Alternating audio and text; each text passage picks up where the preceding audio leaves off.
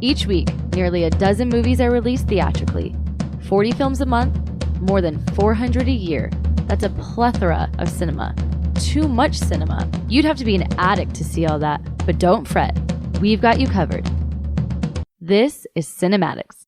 Hey everyone, what's up? It's a new week of CinemAddicts. This is CinemAddicts episode 301. We are covering movies that are coming out or actually being released during the week of Friday, July 4th, 2025. Again, this is CinemAddicts episode 301.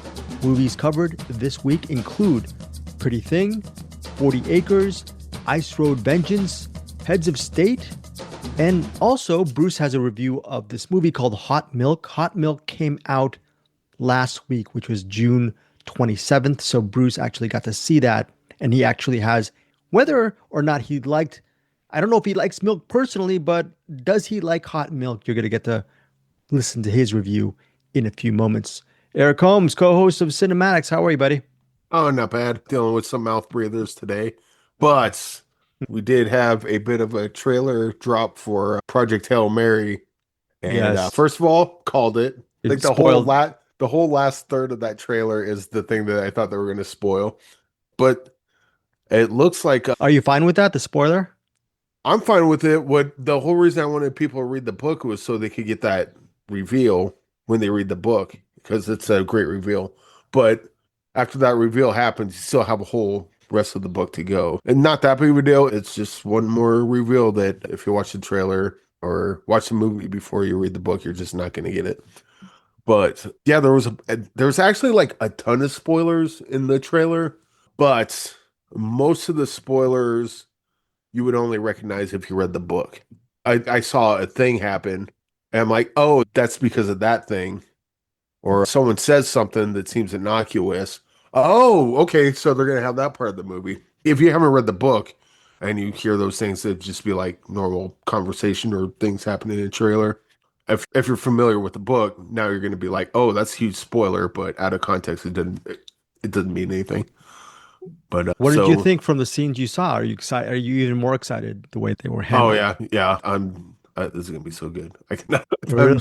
I was already excited for this, and now I'm even more excited. There's no way they're gonna mess this up. There's just no way. And then I got so excited, I was like, "Hey, do something." So then I just watched The Martian again a couple times. You saw The Martian again. I still haven't seen The Martian. I guess I get to review it here, but you guys seen The Martian? I've seen Yeah. The Martian. Not much to talk about, but yeah. Yeah, you do have one. You do have one review, which is going to be 40 Acres. We'll get to that in a few moments. Yeah, I almost had two, but we'll talk about that later. Oh, you almost had two. All right. Was it Ice Road Vengeance? Did you that Liam Neeson movie Ice Road Vengeance? Oh, where he starts off when he's like climbing the side of the Yes, wall? mountain. Yeah, the mountain. No, I didn't watch any of that.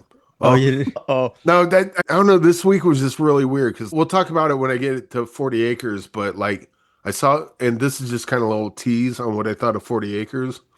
I got them watching that pretty early in the week or pretty soon after we did the last show. And I kept trying to watch other things. And it was just like, I get 15, 20 minutes in and I'm like, what am I should just be watching 40 Acres again. oh, so you saw 40 Acres a couple of times then, huh?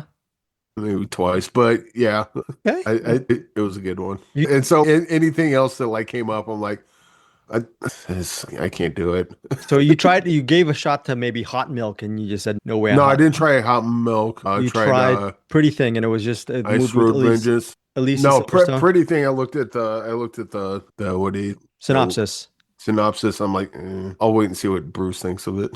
All right. So I think you gave a shot to Ice Road Vengeance. And here's my review of Ice Road Vengeance, by the way. It's a Liam Neeson movie. Unfortunately, I haven't seen, I think the first movie is called The Ice Road or Ice Road. Ice Road Vengeance is a sequel, and it centers on big rig ice road driver Mike McCann. By the way, you can see the original Ice Road. I'll look it up right now on Netflix. So if you want to see Ice Road Vengeance, which right now, as of this recording, is currently available on digital, go see maybe the first one. I actually reviewed it in a really weird way because I really wanted to see the first one, but I just didn't have time to see the first one. So I saw the sequel. So I was thinking maybe I might be missing out if I didn't see the original, if I didn't see the Ice Road, which was released in 2021, maybe I might be missing out on some plot details. So I had my mother actually watch both films. She is a fan of The Ice Road, again, released in 2021. She rewatched it on Netflix in preparation for Ice Road Vengeance. And then I asked her, no, she actually told me, by the way, Greg, you can just watch Ice Road Vengeance without watching The Ice Road. The only thing you need to know is that Liam Neeson plays an ice road driver. Okay, Greg, so that's it. What?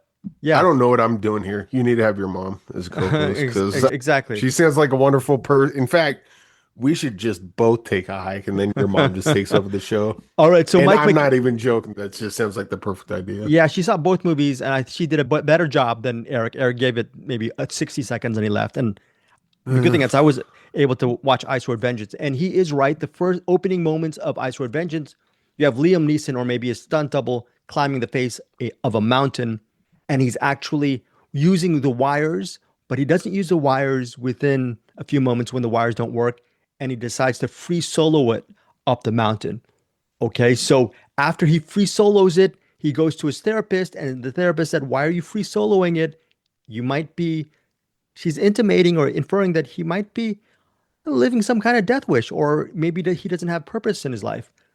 His only purpose as of this moment is to deliver his late brother's ashes to Mount Everest. Okay, and that is where the premise of Ice Road Vengeance begins.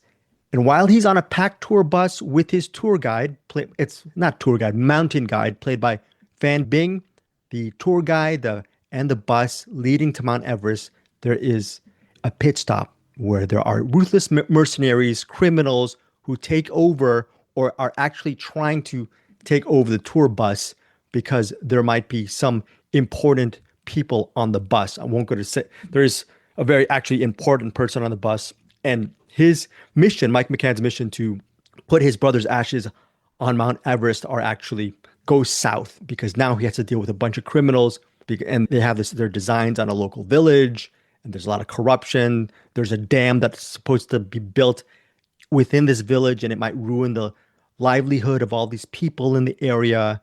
And that's exactly what Ice Road Vengeance is. And you're thinking it's a Liam Neeson movie. If you are a Liam Neeson fan, you should be in the bag for this movie.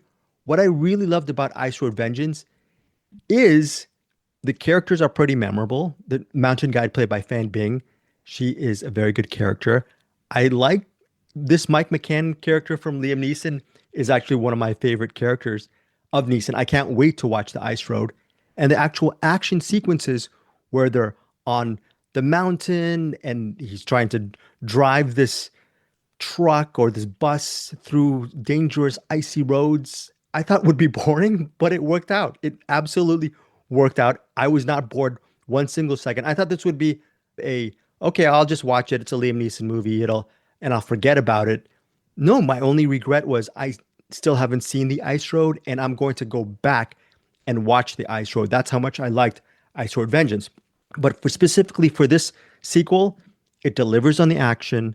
It delivers on the actual visual composition of the adventures on the ice and the people who are being tracked down by the criminals. You actually care about them within this action thriller genre. You want them to survive throughout the next day. And the actual action sequences work. So for me, this is not top tier, top shelf Liam Neeson stuff on the highest level, but it's still a very good Liam Neeson movie. Ice Road Vengeance, the sequel to The Ice Road. It's currently on digital right now. It was released recently in theaters, and it's weird how things turn around.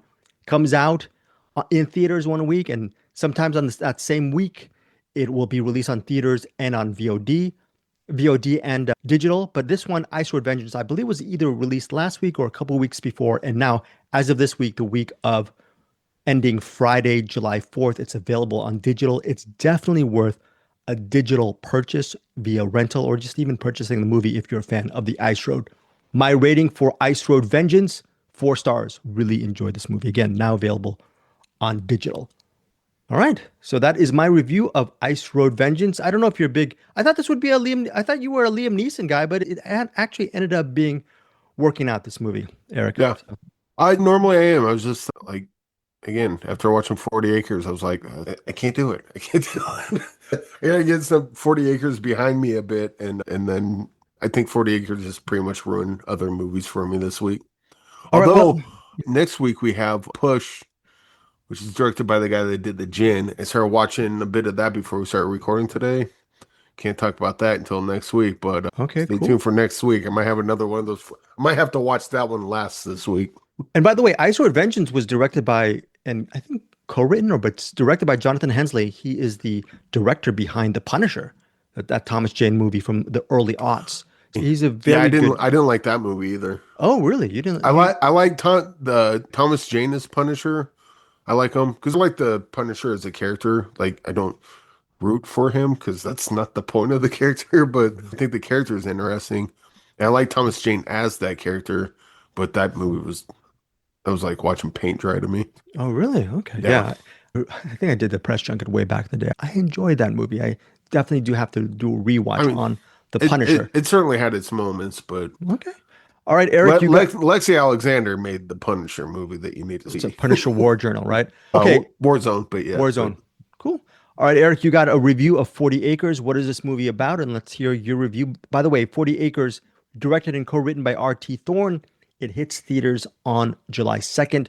Bruce Purkey will have his version of 40 Acres in a few moments as well. But here is Eric's review of 40 Acres. Yeah, so it's a post-apocalyptic sort of thing. There's a famine and a bunch of people are dying. They're trying to basically, the biggest commodity now is land, and not just land, but farmable land, because so many people are starving to death. I think like even animals, like there's not many animals out in the wild, like those are all dying off. And there's these group of people come up on this farm. I think it's in Canada, and they look like they're gonna sneak in the farm or take something over, and then something just keeps picking them off one by one. It's like, what the? Oh, you see something move behind, and then I think within the first 5 minutes, my math could be off a bit, but the body count was up to 15, something like that. Goodness. And you come to find out that the people that picking all these people off is this a family that owns the farm. So they'll see people come in and they'll all take their positions outside and then just wait and they don't even think twice. Someone's sitting there like they shot him but didn't kill him all the way. And they're like bleeding and like, and they're just ruthless about it. They're like, oh, didn't get it. Sorry. Boom. They put a couple in their head and then just go on. And this mom, dad, teenagers, kids, young, all different ages. Okay. And they're like a normal family, but like when it comes time to protecting their land, they don't mess around like at all. And then that's like the opening. And you know how we talk about movies where they have that really intense opening and then they go back to the day-to-day life that you don't want to see because you don't care about. They do that here, but it's a post-apocalyptic world. So their day-to-day life I'm actually interested in because it's not something I do every day. It's not something you do every day. It's something that they do every day. And that's not a world we live in. So that's a lot more interesting to watch than someone hopping out of the shower and brushing their teeth and getting ready for work and talking to the wife. Ooh, let's read the newspaper. It's not that mundane stuff. It's just you're just watching this world like slowly open up. I'm not quite sure what to say other than that because there are some reveals plot-wise. But needless to say, they're on a farm in Canada and people want to keep coming in. You can expect that it got worse than that first group that came in. I guess things get a little more challenging. From the official plot synopsis, which probably you're thinking about whether or not to spoil it. I wouldn't.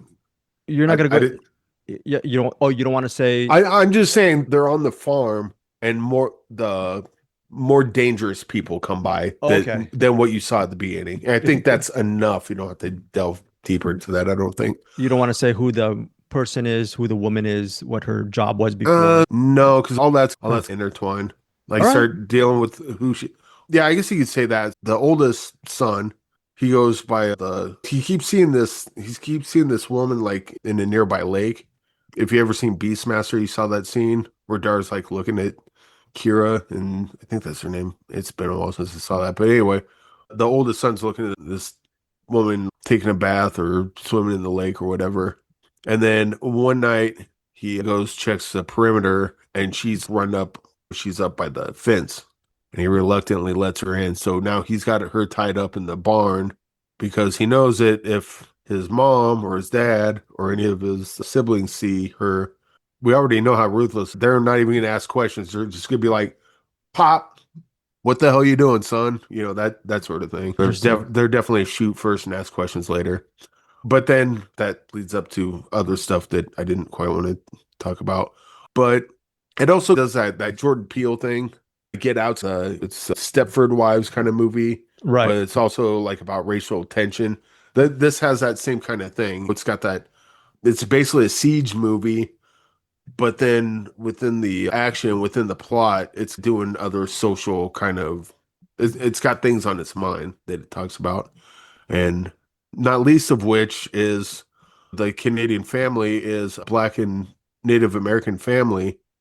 And most of the people trying to get in are white people. So that right there, they have a certain familiar kind of action from history. And yeah, it was just one of those movies. Like it kept going. It just kept blowing me away. Really, Danielle Deadwyler. She's Haley, right? The mother? Yeah, she's a mom. And then I gotta get the name of the oldest brother, Katim O'Connor. Yeah, Michael is a partner of Haley. He plays Galen. Yeah. Yeah, and everybody in this movie is great. And the thing is, I know the name Danielle Deadwyler. I'm trying to think where I saw her from in. The rest of the people I don't really know, and that kind of worked to the movie's advantage. Because if this was a thing where it's like starring Brad Pitt and Halle Berry and so on and so forth, like this is not a kind of movie that you want known actors in. You want the like fresh faces that you can suspend disbelief and helps you get more into their character. But they're all really great.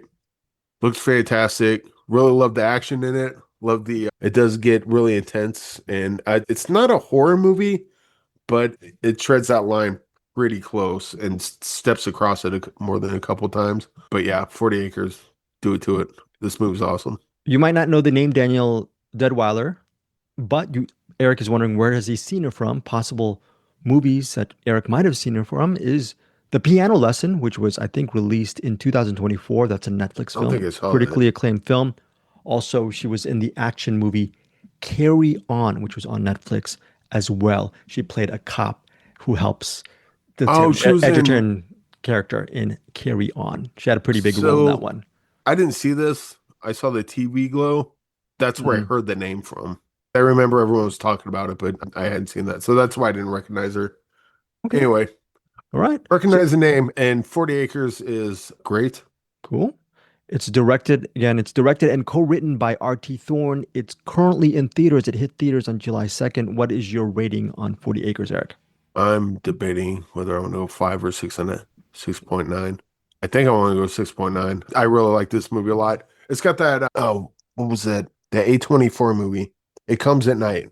I really loved It Comes at Night. Same here. And this 40 Acres has that same kind of tone to it. But unlike It Comes at Night, this 40 Acres is a lot more direct about what it's about. And it doesn't, because It Comes at Night has, it's mostly tone. It's like creating a certain atmosphere and tone. 40 Acres definitely has that. But it also has the action scenes. It also has the horror elements and the action elements and the blood elements and it's got all that stuff going on. Oh, and so you like the way it played out, the final act, the way everything. Oh yeah, I love everything about this movie. Okay, my gosh, is it possibly when you look at it, might be right up there towards the end of the year? Could be one of your top 20, top 25 movies. I would say, call me crazy. I would say this movie's as good as Sinners. Okay. Yeah. Wow. I don't know. Maybe agree, maybe you don't, but I think 40 Acres is quite excellent.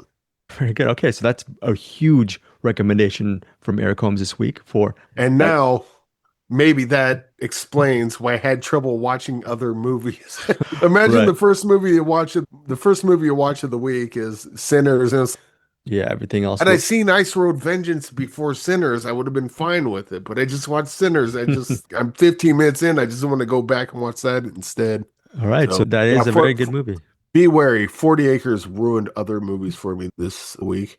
Okay. I did watch The Martian again, but that's always good. Right. Okay, so we have one more movie for this week to review. It's recommend. It's Heads of State. As of this recording, it's currently out on Prime Video. John Cena, Idris Elba, Priyanka Chopra Jonas. And you're thinking, these are A-list actors. And you're also thinking, this isn't 40 Acres. This is not putting it. And I'm thinking, Sorry. okay, yeah, don't step over my review, Eric. Jesus. Okay, so Heads of State is an action comedy, centers on the Prime Minister, UK Prime Minister Sam Clark, played by Idris Elba, and the President, the US President, Will Derringer, played by John Cena. And they don't get along. They don't have a friendly interaction. And they're trying to do whatever they can to just put on a really good public face because they don't like each other. The problem is they better start liking each other when they are pitted against a very powerful villain played by Paddy Considine. And this, quote, foreign adversary is out to, as most plots go, has revenge on his mind, maybe possible world domination. We don't know what's going on. A lot of this action the initial action takes place in Air Force One, where it's taken over. The plane, I don't know what, not good for the inhabitants of the plane. They're both presumed dead. The president and the UK prime minister are presumed dead, but they're alive. So their mission now is to actually go across the border. I think they're trying to hit Poland to make sure that they go there undetected and figure out who is a person or what kind of group is responsible for the situation in Air Force One, this possible government overthrow, the corruption. Who is this person, this villain, this evil person? Is it he or she? What are they doing to actually take down the governments of the UK and the US? Priyanka Chopra Jonas is MI6 agent Noel Bissett, and she has her own history regarding this villain, because at the opening act, you see her, I think, where is she? Is she somewhere in Spain at some tomato festival? She and her fellow agent crew, she is a lone survivor in this mission to take down this villain. He actually turns a table, and it's not a spoiler because it happens within the first several minutes of the movie. He and his men take down, not just his men, and I think there's a woman here too. They just take down all of the agents except the Priyanka Chopra Jonas character. So it's only the MI6 agent plus the prime minister and the president. They all band together to figure out to take down this villain. And the movie also stars Stephen Root, Jack Quaid, Carla Gugino, and the movie is directed by Ilya. I'm probably messing up that name, but Ilya is the director from Nobody. So that is a good thing, because have you seen Nobody? You like Nobody, right? You just buried the lead. You should have started with that. Yeah, no, I was surprised. The director of Nobody is the director of Heads of State. So if you've seen Nobody, you know that movie had its share of really standout action sequences. Is it as great as Nobody or as funny as Nobody? No. But is Heads of State a routine, run-of-the-mill action film that you will forget and feel like maybe you would have wasted your time in? That's no. This is a very solid action movie. The sequences are well done, and the chemistry between Elba and Cena, good. It's funny. They crack jokes along the way. It's everything that you would expect from this type of movie, but slightly elevated and worth the watch. There are so many of these things where there are A-list actors and they star in these action movies or these epic films for Prime Video or Netflix or, I don't know, all the big streamers, and it ends up being so forgettable. Heads of State, you might think it might be one of those movies, but I was surprisingly entertained by this film. Jack Quaid has a great cameo in Heads of State. It's very funny, and his action sequences with the Prime Minister and the President, aka Cena and Elba, is actually a pretty standout sequence in Heads of State. Overall, had a good time. I would say this is a nice cheeseburger to eat on the weekend. It's July 4th weekend. Maybe you're not out in the theaters. If you want to stay home and watch something on streaming, give Heads of State a shot. I know I'm not saying it's the best film in the world, but it's still a very good movie. I was expecting something like a 3-star mild recommendation experience, but this is solid. 3.5 stars for Heads of State, currently on Prime Video as we speak. That is it for this episode of CinemAddicts episode 301. Paramount, by the way, I was going to say Paramount, but Patreon, we have 1984 for this month in July. So I'm excited. We haven't picked our movies yet. I'm doing all the research for this month for July 1984. Eric actually, probably, who knows, His favorite movie of all time is Gremlins. Do you want to cover that on Patreon? Probably. Already have ad nauseum since Ad we've been nauseum. That's podcasting. true. I don't know what else I can say about it. Exactly. Yeah. The gremlin that's in the microwave and the gremlin that's in the school, their names are Earl and Haskins. So, okay. I haven't mentioned that before, but there's some gremlin trivia for you. All right. So Bruce Purkey is coming up right now with some extra reviews. Let's see. He has a review of Hot Milk. He has a review of, he didn't do Ice Road Vengeance. He did do the movie that Eric and I didn't do, Pretty Thing, a movie which stars Alicia Silverstone. Does that movie work? Also, Carl Glusman is in it. I think it's some kind of erotic thriller drama. So for reviews of Hot Milk and Pretty Thing, as well as Bruce's take on 40 Acres. Eric, I don't know what Bruce's review for 40 Acres is. I'm not going to say anything about that. I haven't heard it yet. Oh, okay. Bruce, it better be good. That movie's rad. If not, you're staying in the attic. Okay, so that is it for this Cinematics. Do you want to say anything before we get out of here, Eric? Yeah, the Project Hail Mary. Oh, that was another thing that hampered my movie watching. I watched that Hail Mary trailer like about, I don't want to say 200 times out loud. Wow, my goodness, that is not that many.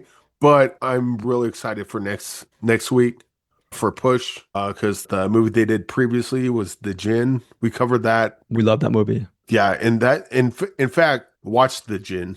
It's not the Toby Hooper one. I gotta pull up the director's name again, but it came out in 2021, and here we go. David Trebon and Justin Douglas Powell. I'm sure I screwed up that first last name, but yeah, watch The Djinn. That movie's rad, and the fact that they got another one coming out, very much looking forward to it. All right. I already started a couple minutes of it. It's looking good so far, so we'll talk more about that next week. So hopefully this movie Push isn't so great and amazing. That will be the only movie. See what happens. So hopefully, I think I'm going to start off with Hot Spring Shark Attack. Please do. Yeah, and I don't want Push to ruin Hot Spring Shark Attack for me. Yeah, speaking of that, so again, we have Push, Hot Spring Shark Attack, Daniela Forever, and Sovereign as 4 of the films that we are possibly reviewing next week for the week ending July 11th. And yeah, thanks again for supporting us here on Cinematics. And then I'll do a trailer reaction of Project Hail Mary. In fact, I'll do it right now. Check it out. Oh, exactly. Right. Oh, yeah. So also next week, be ready. Who knows? Maybe Hot Spring Shark Attack might be the movie better than Sovereign, Daniela Forever, and Push. But again, like Eric said, go see The Djinn and listen to Bruce Purkey's reviews coming up over at The Cinematic. Welcome to The Cinematic, the attic of cinema. Once again, I am barely out of the attic, but I'm here. What time is it? 6:12 in the morning. In your time, it's probably something else, but for me, 6:12 in the morning. How has this week been? First of all, just yesterday I got a present from a friend of mine, longtime movie friend.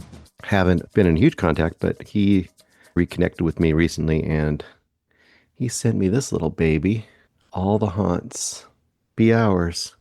And if you don't know anything about this, if you remember the documentary about folk horror called Woodlands Dark and Days Bewitched, which I think I might have talked about or reviewed on the show 2 or 3 years ago when it came out. I really liked it. This is the companion piece to that documentary. This includes the documentary, includes 20 films, 10 Blu-rays, 3 CDs, and that has 3 CDs for, I think 2 of them are stories and 1 of them is a soundtrack. It's crazy, and there's a giant booklet in here too. It's a really cool box set for movie lovers, especially oddball films from all over the world lover. That is a really cool gift. So once again, Jens, thank you for that. Sounds like the name Jen, but it's Jens. He and I have been doing movie and music stuff for a long time. One of the biggest things we connected over a long time ago was Rocky Erickson. If you don't know who Rocky Erickson is, there's a movie about him. He is a musician from way back when who had a similar path to Daniel Johnston. He also is featured on the soundtrack for Return of the Living Dead. Anyway, let's get to our movies this week. I have 3 movies, 3 screeners. No recommendations, although I did watch a few extra movies. I'm not going to really talk about them. They were all okay. But the 3 screeners I've got are Pretty Thing, 40 Acres, and Hot Milk. Hot milk. Who likes a little hot milk before bed? Or do they like, is it warm milk you want or hot milk? I think, does anyone like hot milk? That is a question, isn't it? Okay, what should we start with first? Sorry, I'm checking my list here. Okay, we are going to start with Pretty Thing. Pretty Thing is directed by Justin Kelly.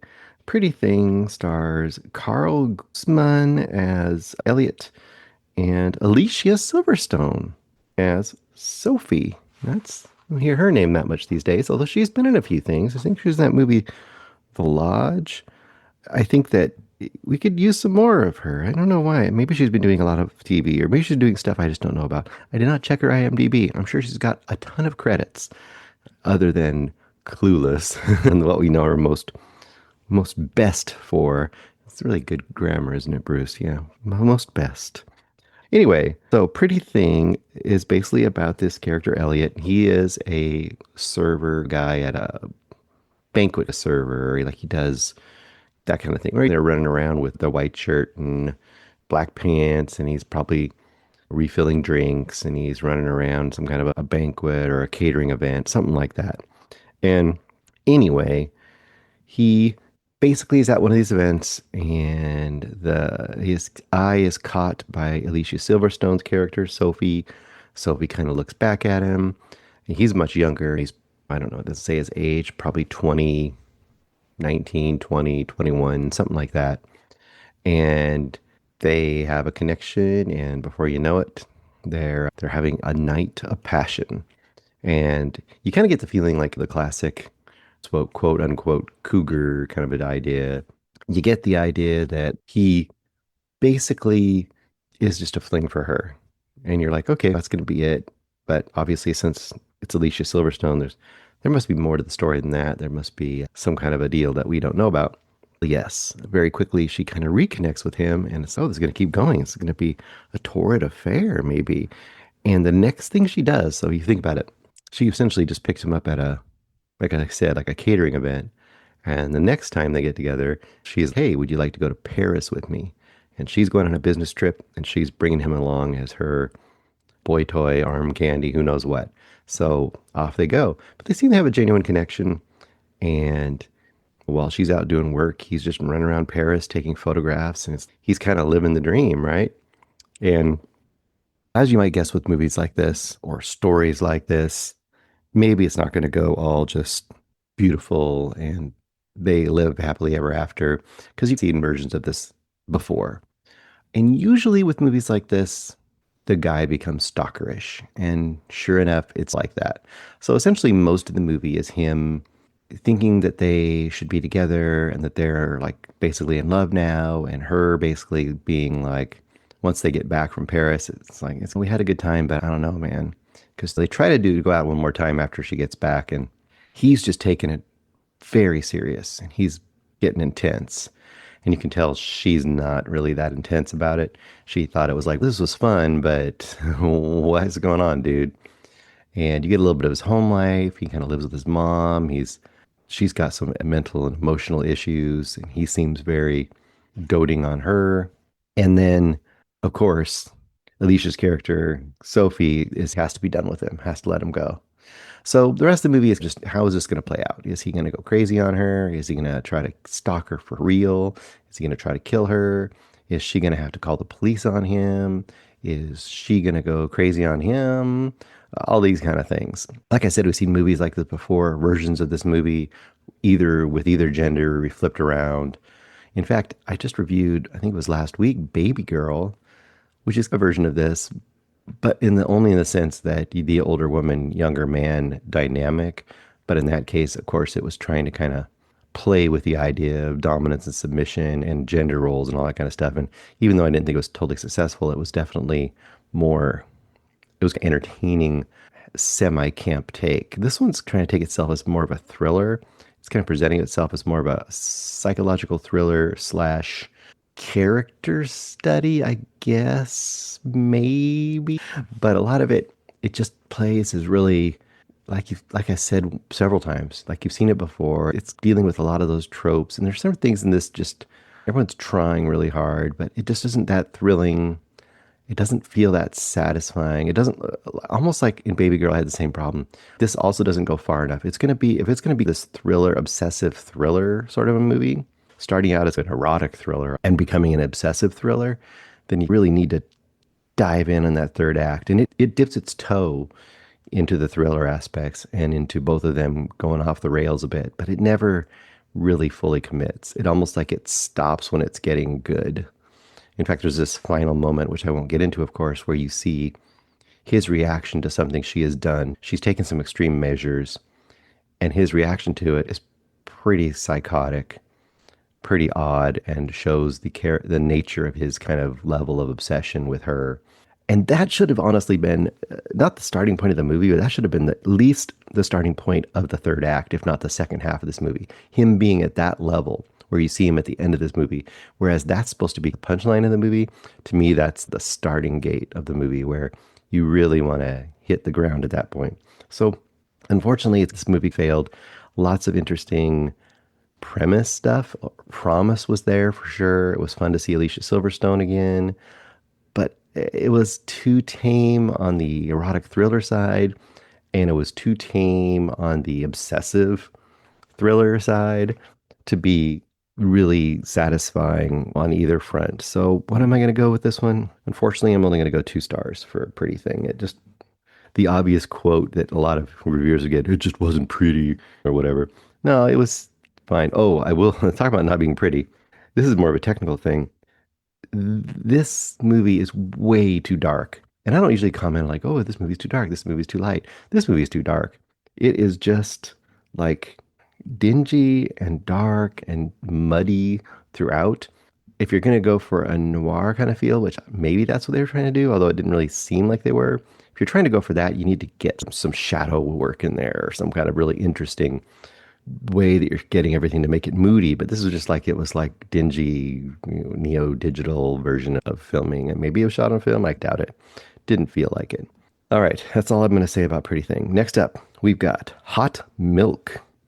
Hot Milk, directed by Rebecca Linkwitz. And we have a Sophia in this one instead of a Sophie from the last movie. Sophia is our main character. She's played by Emma Mackey.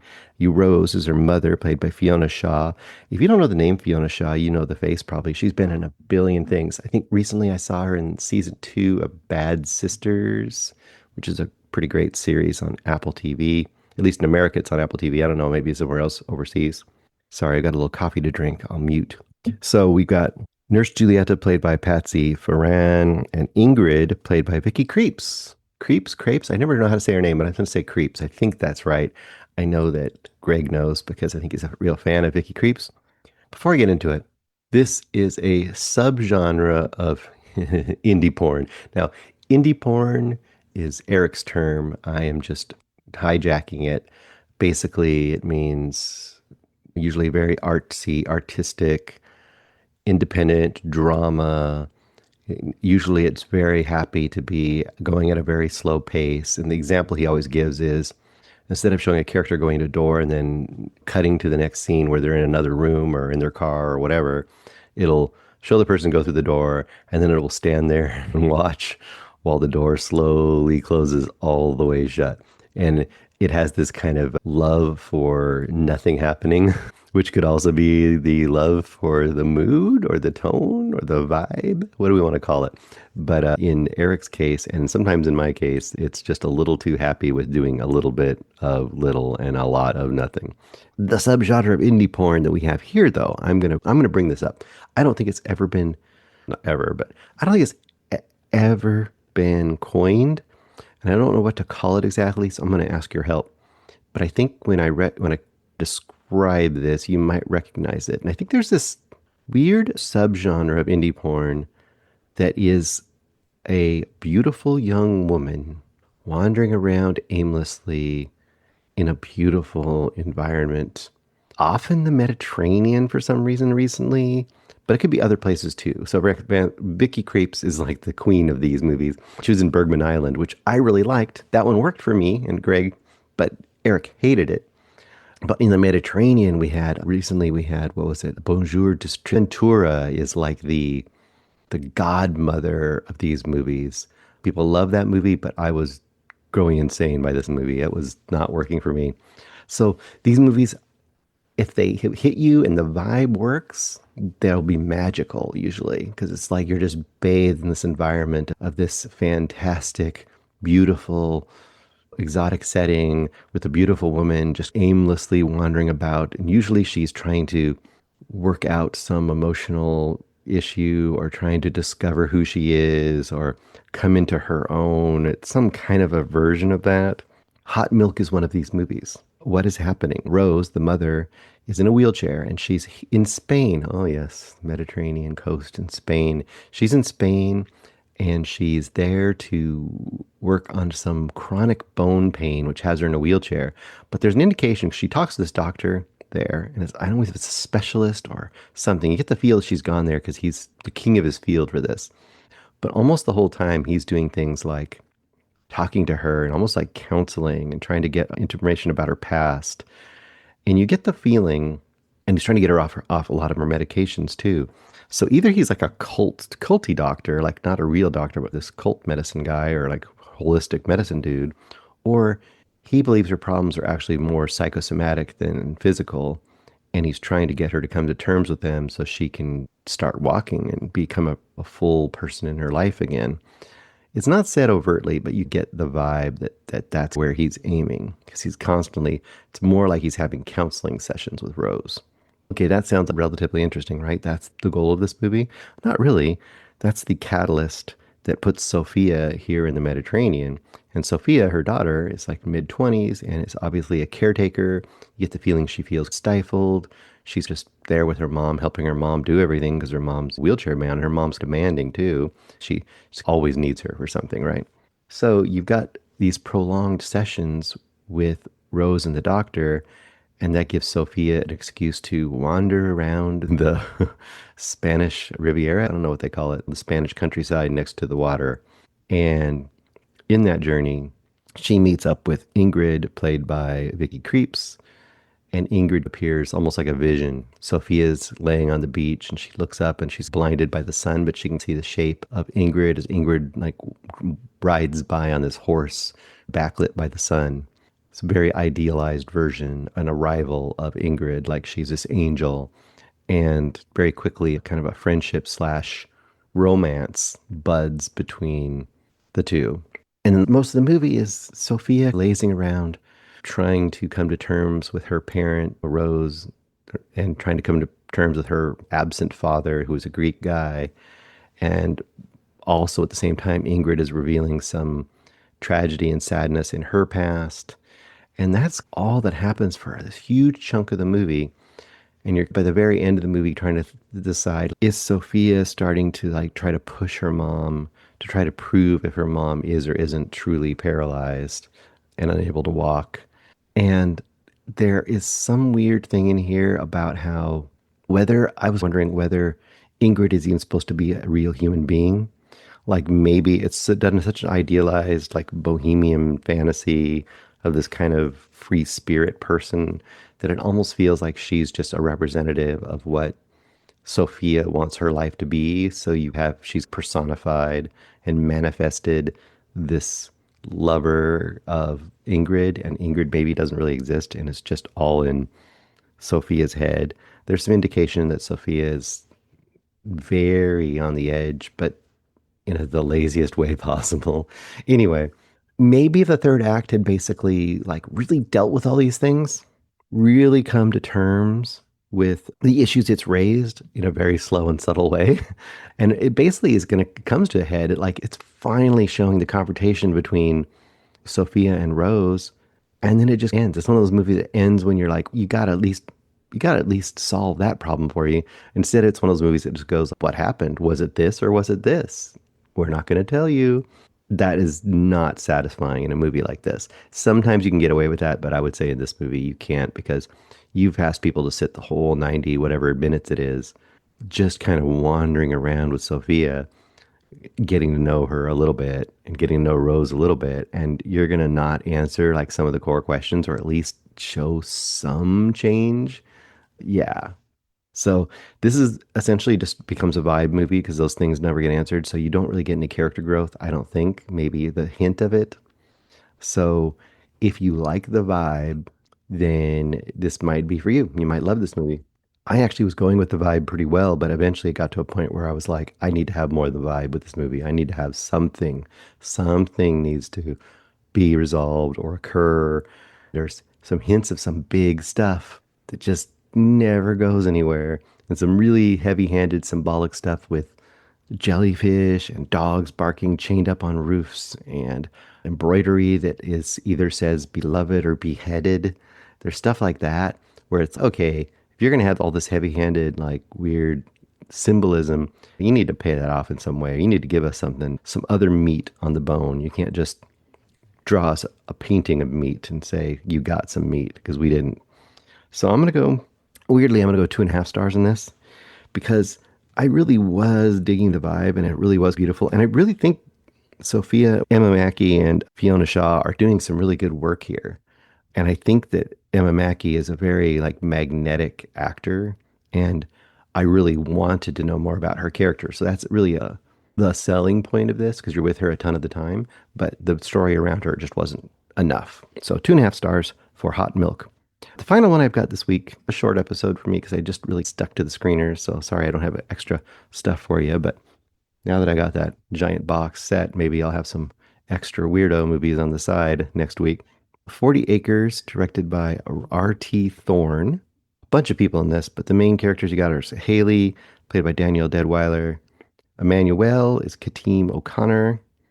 Galen, Michael Greyeyes, Rain, Lena Robinson. There's a bunch of people in here. I think Danielle Deadwyler is probably the most well-known actor in this bunch, known as Till and Watchmen, a bunch of things. This is a movie where you have to give the plot a little bit. At the beginning, it's one of those movies that has titles that come up and tell you things like, and honestly, I forgot them a little bit, but it'll say things like, 20 years ago, this special fungus hit the world and killed all of the animals, all the organic creatures in the earth except for man. 18 years ago, the society collapsed. And basically the idea is that you're in a post-apocalyptic world where there aren't any animals, but farmland is like the most important thing in the world. And you're basically coming into this farm with this family, the Freeman family, and you're seeing really immediately what's going on in their world, which is, I don't want to say this, but to me, I just kept thinking of The Walking Dead. It really feels like a pretty good episode of The Walking Dead. And it's hard to say that. There aren't any zombies, put it that way, first of all. There aren't. It's like man is the most dangerous thing. It's that kind of a deal, right? You've got this kind of an encampment. It's their farm, essentially, where they grow. It looks like what they do is they grow pot. And they grow pot and they have 1 million guns in this bunker underneath their house. They've got a huge, like, armed bunker. And they trade with another farm nearby that basically gives them moonshine. And I guess somebody makes food. I don't know who does, but somebody makes food, or grows food. Anyway, and they have radios and they can call the other farms. But the basic idea is that they have their own little fortress. At the very beginning of the movie is this group of men have come into their fortress, and you see the group of men get immediately just dispatched. Like, they're experts, everyone in the house, the whole family. And there's kids.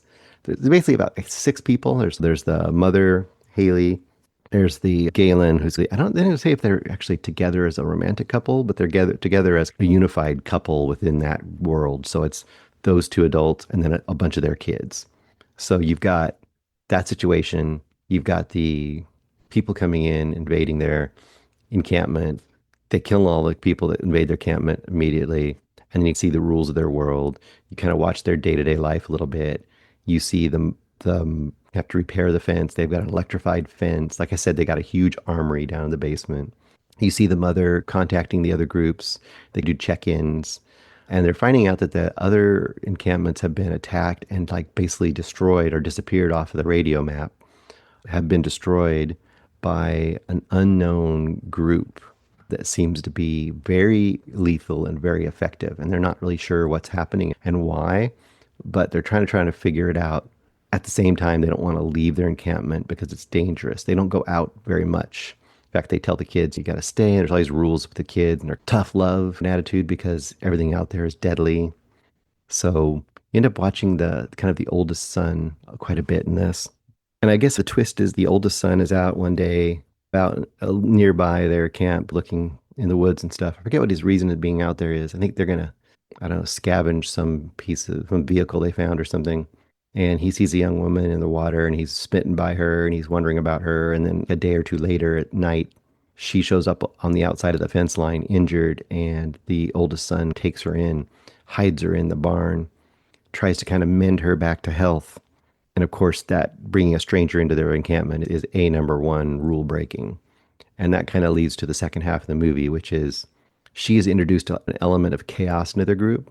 And as things progress, unsurprisingly, the group is going to come in contact with the bad group that essentially has been obviously taking out these other farms. So there's going to be a threat. There's no surprise in a movie or a show like this. Walking Dead would be, like I said, the prime example. We've had tons of these kind of siege, apocalypse, monster, zombie, whatever you want to be, whatever the threat is. You've had these kind of movies where you have your main group that you are with in a siege situation, and if they're not going to get in a fight, what's the point of the movie? They're going to get invaded and they're going to have to fight them. So the question of this kind of movie becomes, is the enemy entertaining and threatening, and is the fight entertaining and worth it? This is a yes or no situation on this. I'm in the middle on this one, because I'd say this is almost a 2-hour movie, first of all, probably a little long. Unless you're going to make this a series and expand it out, we probably don't need quite so much. I know they're trying to character develop the main family, but they're pretty easy to figure out. Like, they're not really playing complex characters. They're types that we've seen in these sorts of stories many times. So you can establish the world and the basic characters pretty quickly for a story like this, and then get to the meat of the action. I think it takes a long time to get there, which I think is to its detriment. So I would say the first hour, or first half of this movie, pretty much character development, world building, and I could have probably got that done to my satisfaction in about 20 minutes. So I would say the first half is definitely the big fail of this movie. The second half, though, it does pick up quite a bit. When the threat becomes a thing, it's pretty good at it. For a lower budget movie, it's pretty threatening and it's pretty exciting and pretty entertaining. Now, with all that being said, I have a couple of caveats, and one of them is there are a couple moments where our key characters are in a direct threat, and for some reason at that moment, this evil group, I don't know what we're going to call them, these invaders, decide to not kill them immediately. And everything we've been shown is they're vicious. They don't wait. They just kill, and they have a reason. I'm not going to tell you what the reason is. That's a reveal, so you can enjoy that. Kind of adds to their menace. But they don't wait around. If they get in front of you and they have the upper hand, they're going to basically just kill you, or they're going to hurt you enough that they have control over you. And there's a couple moments in this movie where that situation is presented, and they do that thing that I hate in movies. It's the kind of like the evil guy in Bond, like giving a big giant speech and setting up the weird mechanism to kill Bond, and then walking out of the room before he sees it actually work. Same kind of thing. They're standing there, and they have our heroes dead to rights in this movie, and they take some beats and don't kill the people that are in front of them. And you're watching it and you're like, that's because this is plot armor. And that's so somebody at the last second can save them and kill these bad guys. So that is frustrating in a movie like this, because the stakes and the evilness of the bad guys is pretty well drawn. And you gotta have some true stakes where pretty quickly we see that, any of our characters are at risk. And they hedge on that. And I think that's a big mistake in a movie like this. That would have just upped it an extra notch. All that being said, the second half is pretty entertaining and the action's pretty good. I'm probably going to go, I think I'll go 3.5, 3. I'm torn. It's definitely a mild recommend. It's not a strong recommend. Unfortunately, I'm probably going to go 3. That first half is just way too long and way too tedious. And the second half isn't good enough because of what I just talked about to quite save it and put it up into a 3.5 or 4 range. I want to put 3 stars because I think for some people, this might really hit the stride for them. And I think that Greg and Eric will definitely like this more than me because it's more their style of movie. But I think for that average person off the street who's seen these kind of things before, there's not enough new stuff here to quite push it over the top. Now, what new stuff would I want? Here's the thing. This is the thing that bugged the heck out of me. I don't know if they're going to mention it all. I can't imagine how you do. Okay, the movie's named 40 Acres. Now, what do you think? What do you think when you hear 40 acres? Because we all know that, we don't all know, but many of us would know the phrase 40 acres and a mule, which was the promise made during Restoration, right?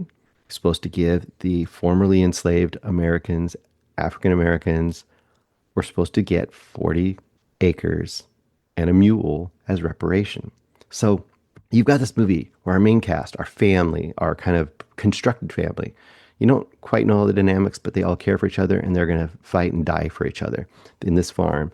They're all either African American or they're Native American. There is a movie called 40 Acres, and almost I think pretty much every attacker is white. I'm trying to think if that's true or not. I might be wrong about that. There's quite a few.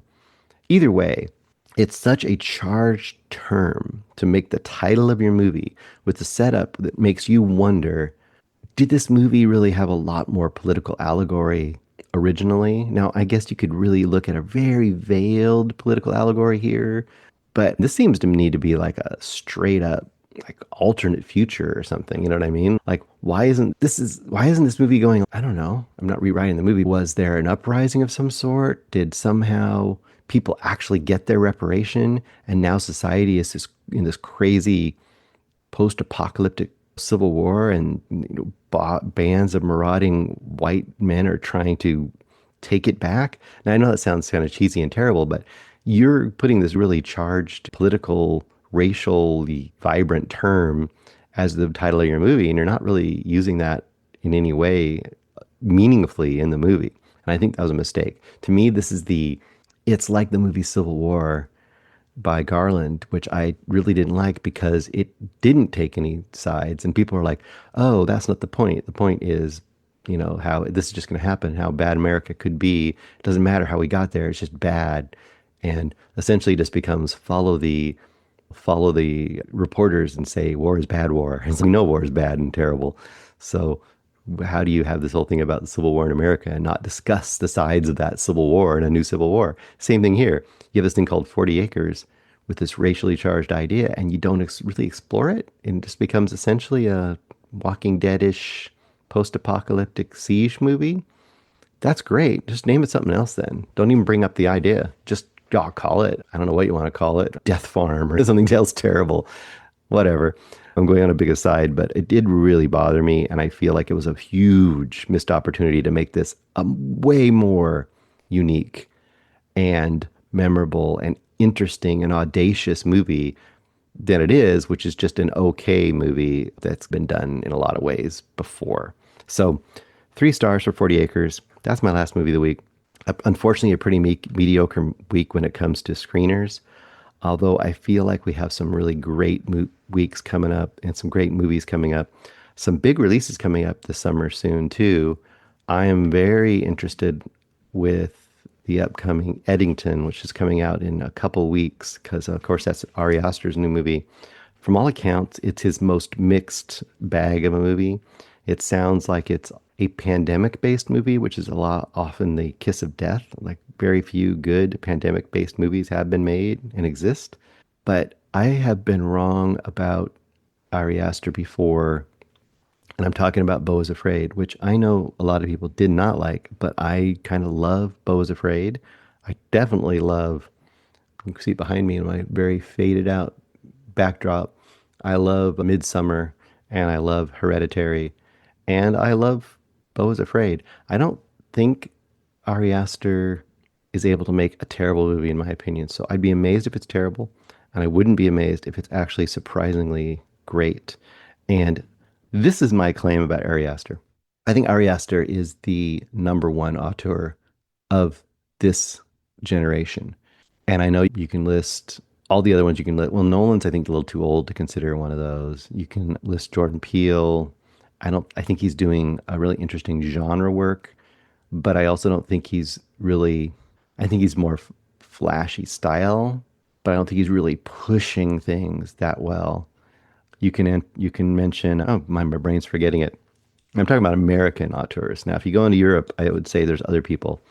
Ducournau is really interesting. Farget is really interesting. A lot of all the women filmmakers. I can't remember the name of the filmmaker that made Portrait of a Lady on Fire, but she's right up there too. Probably my top 3 auteurs currently out of Europe or out of international films. Oh my gosh, how do I forget the name of the dude that did Nosferatu? He, I think, is just going down the tubes. I think his obsession with only doing period pieces, and basically he's becoming kind of Tim Burton, in my opinion, where he's doing this thing where he's just wants to really fetishize and mine these historical versions of things that we've seen.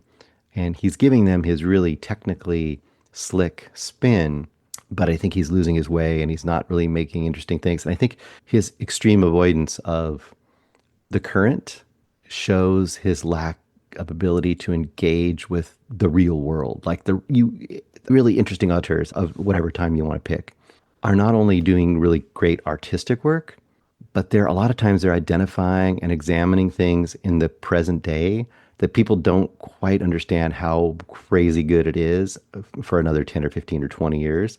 And then you look back and you go, oh my gosh, that person was really above the grade. I think of David Lynch as one of those kind of people. Like at the time when he's doing stuff, people aren't quite figuring out like what he's doing exactly.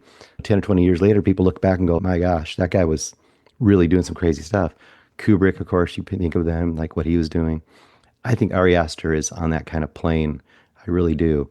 I think the stuff in Beau is Afraid, I'm curious if Eddington can kind of live up to that, but I get the feel that he is examining in his weird way what's going on in the world now in these really interesting metaphoric ways that people are taking as face value. Hereditary is a crazy look at this demonic cult attacking a family. You've got Midsummer as a crazy look at a relationship falling apart amidst this cult in the Harga. And you got Beau's Afraid, this crazy look at this guy who's melting down based on his like fear, like overwhelming fear of everything in the world. But all 3 are essentially looking at this kind of absolutely debased and sick and horrific world that is enveloping the main characters that are living in those worlds. And it becomes this really interesting, I think, mirror on current day society in a really telling and really artistically cool way. So that's my plea for Ari Aster and for really giving him his due. I think he's number 1. The fact that I can't remember the name of the director of The Witch and all that stuff tells you how much I'm falling off the boat on him. Denis Villeneuve, don't mention him because I think he's in the Nolan era. So I think that's the previous era, which has their own kings or queens. Anyway, that's my long diatribe at the end of this show about Ari Aster. Hope that you guys enjoyed it okay. You could have turned it off. That's fine. I don't care. All right, guys. See you next week.